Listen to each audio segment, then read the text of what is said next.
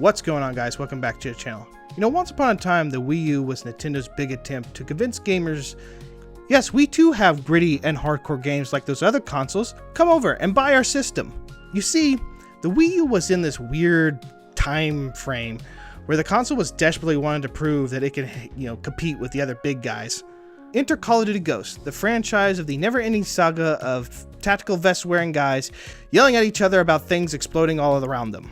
Now, while this game shipped on everything short of a smart fridge, in this installment, it tries to reinvent itself with new characters, new tech, and a dog that got more PR than half of the cast. On other platforms, it was considered the next generation's debut. On Wii U, on the other hand, it was technically impressive, but mostly ignored and kind of forgotten. Here's my review of Call of Duty Ghosts on the Wii U.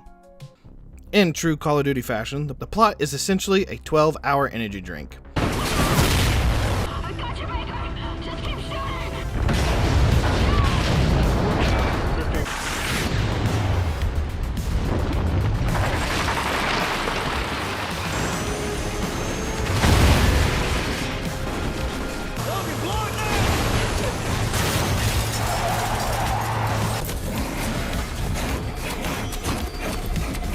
Ever been wide awake, blacked out? Ever tried to jump over a train on a bike? Ever bit the beak off a bird? Monster Energy! America is attacked. South America became a unified mega nation called the Federation, and you play as one of the Ghosts, a group of elite soldiers. After getting blasted from orbit by that newly united South American superpower, I can't get over the idea that somehow magically they Voltron together the entire continent to come for this. It's like the writers couldn't figure out what the enemy needed to be, so they spun a globe, stopped, and said, yeah, that'll do.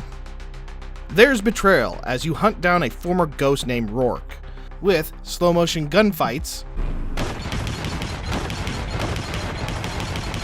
and of course, your overly dramatic brother. Shit! You're bleeding! Looks worse than it is.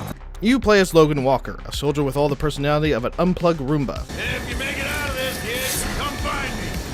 But none of that really matters because the real star of the show is Riley, your combat dog. For Riley, if he attacks a target, shoot to kill.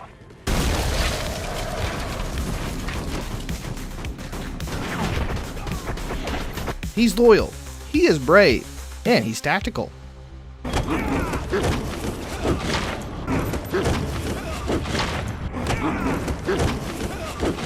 Honestly, if the game had let us play as Riley the entire campaign, this would have been a 5 out of 5 on release. The story is very mid for a Call of Duty campaign. Sometimes the pacing feels like someone had kept bumping the fast forward button. The story progression just seems to keep going from one destination to the other. But let's talk about the graphics. While the Wii U port is solid, it still shows its limitations. There are some muddy textures,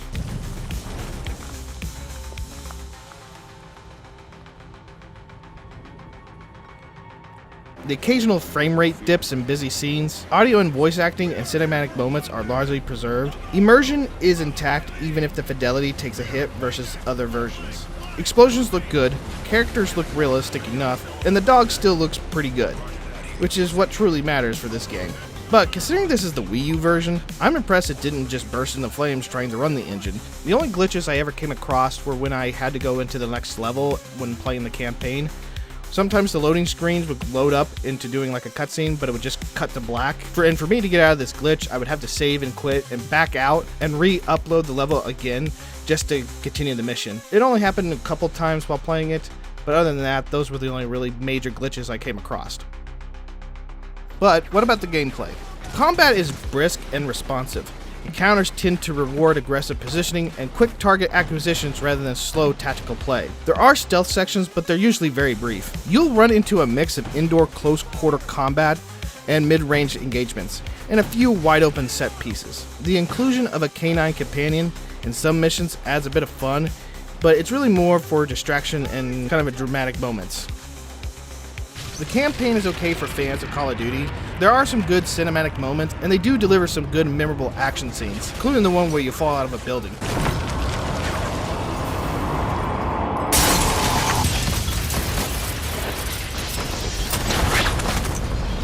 Now onto the multiplayer. I can't test that now due to the servers being offline. However, what I do remember at release, the Wii U player base was pretty small.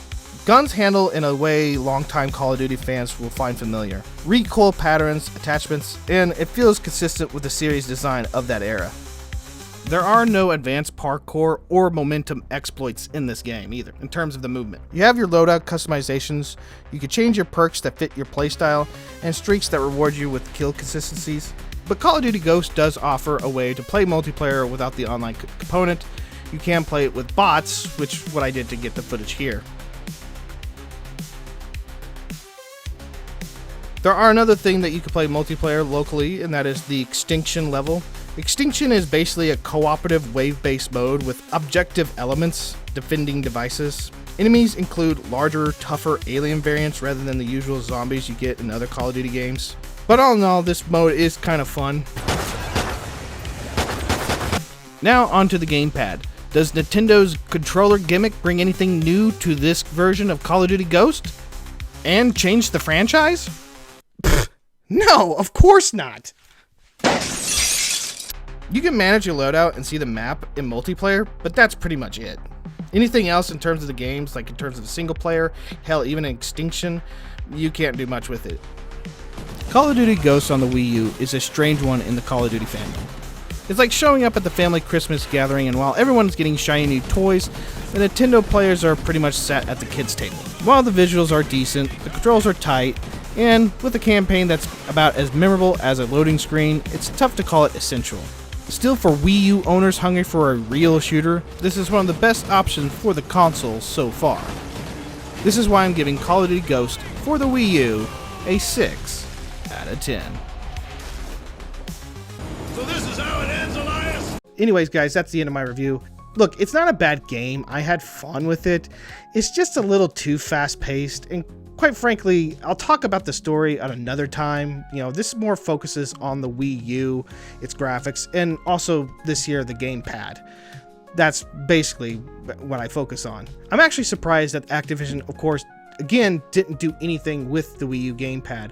I'm actually even more surprised they didn't do anything that really required you to use the drones, such as using the dog or the sniper turret, where you transfer over the camera onto this thing. I was surprised they didn't do that. And I mean, it's how easy could that have been to just put something inside the game to where it shifts to this screen. But they didn't do that, and I'm starting to realize a lot of third parties are not going to really expand upon this thing, which was frustrating when you play certain games. I've heard people call this version the worst in the series, which is kind of funny because I didn't think it was that terrible. It was kind of dumb how the enemy Rourke was always kind of annoying and you couldn't beat him. He had like superhuman powers or whatever. But other than that, I mean, it wasn't that terrible. Besides, how is Black Ops 7 this year?